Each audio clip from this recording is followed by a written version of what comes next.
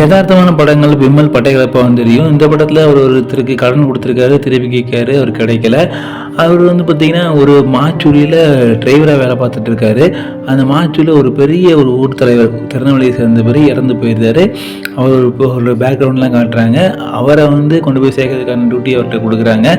எதுக்காண்டி அவர் ஒத்துக்கிட்டாருன்னா, அவரோட ஒய்ஃப் குழந்தை உண்டா இருக்காங்க. அவங்களுக்காக தான் அந்த ஒரு பொறுப்பை ஒத்துக்கிட்டு இருக்காரு.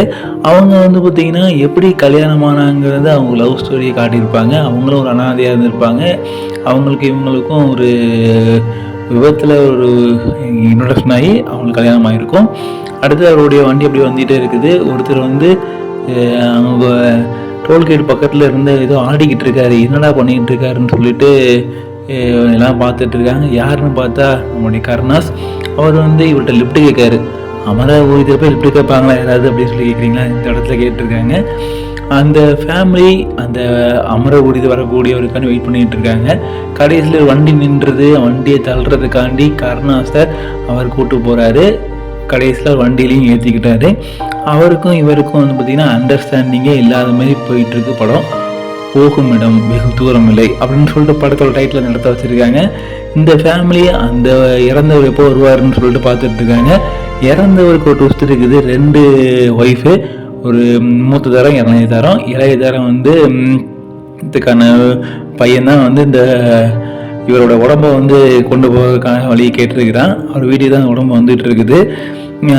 இதில் பார்த்திங்கன்னா அவங்க ஃபேமிலிலாம் கூடி பேசிகிட்டு இருக்காங்க. மூத்தவர் வீட்டுக்கு தான் போகணும், இல்லை வீட்டுக்கு தான் போகணும்னு சொல்லிட்டு பக்கத்து வீட்டில் கல்யாண வீடு வேறு.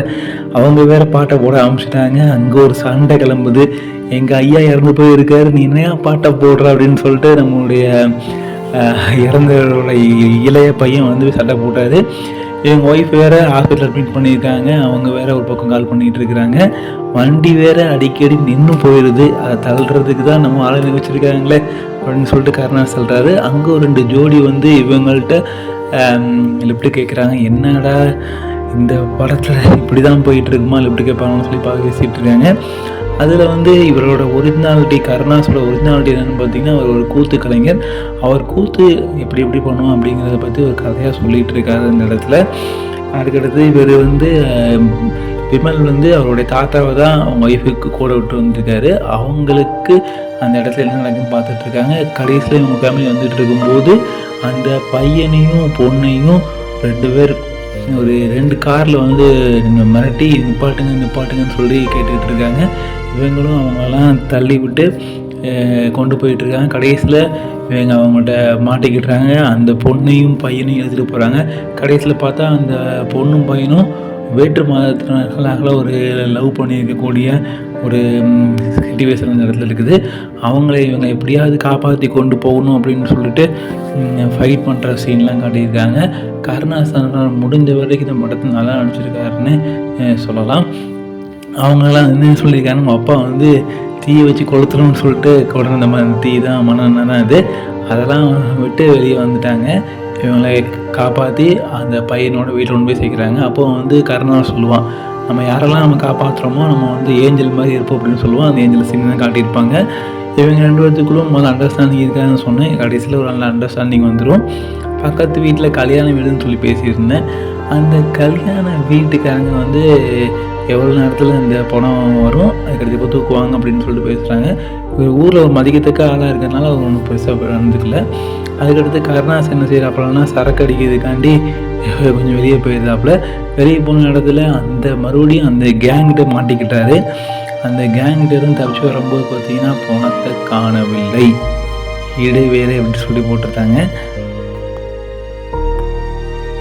பணத்தை காணலையே நம்ம என்ன பண்ணுறதுன்னு சொல்லி பார்த்துட்டு இருக்கும்போது திருநெல்வேலிக்காரங்க வேறு அங்கே ரெடி ஆகிட்டாங்க. அவங்க மேலே அந்தாளம்லாம் வச்சு கட் அவுட்லாம் வச்சு அவங்க ரெடியாக அவங்க எப்படி இறந்தார் கொண்டு வர போகிறான்னு சொல்லிட்டு அங்கே ஒரு பக்கம் கூத்து கும்மாளமாக கொண்டாடிட்டு இருக்காங்க. இவங்க அந்த பணத்தை எடுத்து அவங்க போய் பார்க்கறதுக்கான முன்னாடி போகும்போது அவங்க அங்கே பிரச்சனையில் மாட்டிக்கிட்டுறாங்க அந்த பொண்ணோட வீட்டில். கடைசியில் என்ன ஆகுதுன்னா, அந்த பணத்தை இவங்க எடுக்கல, யார் எடுக்கான்னு பார்க்கும்போது அந்த பெரிய பையன், அவரோட சின்ன பையன் பெரிய பையன் சொல்லணும், பெரிய பையன் அந்த பணத்தை எடுத்துருந்தாரு அப்படிங்கிறது காட்டுறாங்க. அவர் செல்ஃபி எடுத்து இது என்கிட்ட தான் பணம் இருக்குது அப்படிங்கிற மாதிரி காட்டுறாப்புல. இவங்களுக்கு பணம் இல்லைன்னு சொல்லிட்டு ஒரு பிரச்சனை வேறு. பெரியவர் வீட்டுக்கு போயிடக்கூடாது, ஏன்னா பெரியவர் நமக்கு என்னை வந்து மதிப்பு கொடுக்க மாட்டார், சின்னவர் வீட்டில் தான் பண்ணணும் அப்படின்னு சொல்லிட்டு அந்த குடும்பம் வேறு ஒரு பக்கம் பிரச்சனை ஆகிட்டுருக்குது. இவங்கள்ட்ட பணம் வேறு இல்லையா? அப்போ என்ன செய்கிறாங்கன்னா, மதுரைக்கு ஒரு தெரிஞ்ச ஒரு மூலமாக போயிட்டு மதுரையில் ஒரு ஜிஹெச்சில் இருந்து ஒரு பணத்தை வாங்கிடலாம்னு சொல்லி பிளான் பண்ணுறாங்க. ஆனால் அங்கே கிடைக்கல. கடைசியில் கருணாஸே வந்து ஒரு புறமான இடத்துல படுத்து நடிக்கிறாரு. அந்த ஹெல்ப் எடுத்து தான் அவங்க வீட்டுக்கு அனுப்புகிறாங்க. அது பிறகு தான் அவங்க நம்புகிறாங்க. பணம் கிடைக்கலன்னு சொல்லிட்டு கடைசியில் என்ன செய்கிறாங்க, இன்னொரு பக்கம் போயிட்டு இறந்தவங்களோட இதை போய் எடுக்க போகிறாங்க. இறக்க போகும்போது பக்கத்தில் மாட்டிக்கிட்டுறாங்க. இப்படிலாம் ஒரு சிச்சுவேஷன் நடந்துகிட்டு இருக்குது. போலீஸ் வேறு என்னென்னா, பக்கத்து வீட்டு கல்யாணம் இருக்குது, நீங்கள் எப்போடா முடிக்க போகிறீங்க அப்படின்னு சொல்லிட்டு அவங்க ஒரு பக்கம் கேட்குறாங்க. இதெல்லாம் ஒரு பக்கம் போயிட்டுருக்கும்போது அவங்க பெரிய பையன் உண்மையாக அந்த பணத்தட்டு வந்து எரிச்சிருதான். அந்த சீனையும் காட்டுறாங்க. கடைசியில் என்ன பண்ணுன்னு சொல்லும்போது அவன் கருணாஸ் ஐடியா தரான்.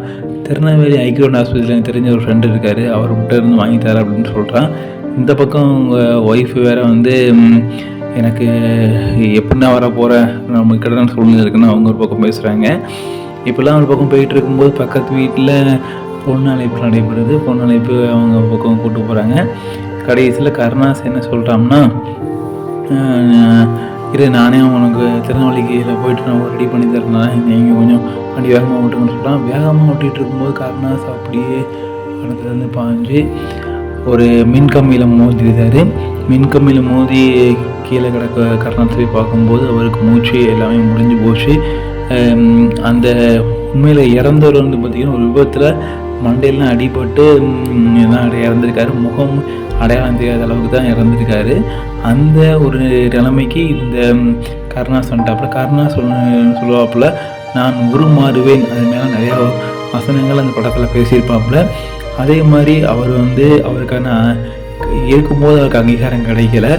அவர் இறந்த பிறகு அவரை வந்து அந்த இடத்துல கொண்டு போகிறாங்க. அந்த இடத்துல சொல்ல போனால் அவருக்கு கல்யாணம் ஆகலை, அவங்க அம்மாவும் இறந்து போயிட்டாங்க. அதுக்கடுத்து கவனிச்சுக்கிறதுக்கான ஆளும் இல்லை, ஒரு அனாதையாக தான் இருந்திருக்காரு. சொல்லுவார், செத்தாக கூட எனக்கு வந்து ஒரு 5 பேர் கூட எனக்கு தூக்கி போடுவாங்களான்னு தெரியல அப்படின்னு சொல்லிட்டு அந்த இடத்துல சொல்லுவார். ஆனால் இப்போது அவரோட இறப்பை அந்த ஊரே கொண்டாடுறாங்க. ஆனால் இறந்தவர் அவர் தான் உண்மையில் அந்த ஊரோட பெரியவர் அப்படின்னு சொல்லிட்டு நினச்சி அந்த ஊர் மக்கள் கொண்டாடக்கூடிய ஒரு நிலைமையை தான் காட்டுறாங்க. விமல் வந்து ரொம்ப நொந்து போய் அந்த இடத்துல வந்துட்டுருக்காரு. நம்ம இந்த இடத்துல நம்ம எப்படியாவது ஒரு நாள் காப்பாற்றிருக்காரு. ஆனால் வந்து அவர் வந்து நம்ம இவ்வளோ நல்லவர் அப்படிங்கிறத அவர் வந்து மனசால் உணர்வுபூர்வமாக உணர்ந்த ஒரு தருணத்தை காட்டியிருப்பாங்க. அந்த ஊருக்காரங்க அவருடைய சாவை வந்து திருவிழா போல் கொண்டாடி அவரை வந்து இறுதி மரியாதை செய்கிறத இந்த படத்தில் காட்டியிருக்காங்க. திருநெல்வேலியோட ஸ்லாங் எல்லாமே இந்த படத்தில் அருமையாக பேசியிருப்பாங்க. ஒரு குடும்பத்தோட ரியாலிட்டி எப்படி இருக்கும் அப்படிங்கிறதையும் இந்த படத்தில் அதிகமாக காட்டியிருக்காங்க. ஒரு உணர்வுபூர்வமான ஒரு அருமையான ஒரு படம். எந்தவித ஒரு மதத்தையோ ஜாதியையோ பிற நபர்களையோ எதையுமே புண்படுத்தாமல் ஒரு மெதுவாக நடந்த ஒரு அருமையான ஒரு படமாக இருக்குது. அதுக்கடுத்தது வந்து பார்த்திங்கன்னா, இந்த படத்தில் அவர் வந்து தன்னையே அறியாமல் ஃபீல் பண்ணி அந்த கருணாஸுக்காக ஒரு இறப்பிலையும் அவருக்கு அஞ்சலி செலுத்துறதுக்காண்டி ஒரு டான்ஸ் ஆடுவார். அதுக்கடுத்து பார்த்திங்கன்னா, அவருக்கு உடைய பொருட்கள் எல்லாம் வந்து கொடுத்தோன்னே அந்த சின்ன பையன் நம்பிடுவான், இதுதான் எங்களுடைய அப்பா அப்படின்னு சொல்லிட்டு அவன் முழுமையாக நம்புகிற அளவுக்கான ஒரு சீன்ஸும் அந்த இடத்துல அமைச்சிருப்பாங்க.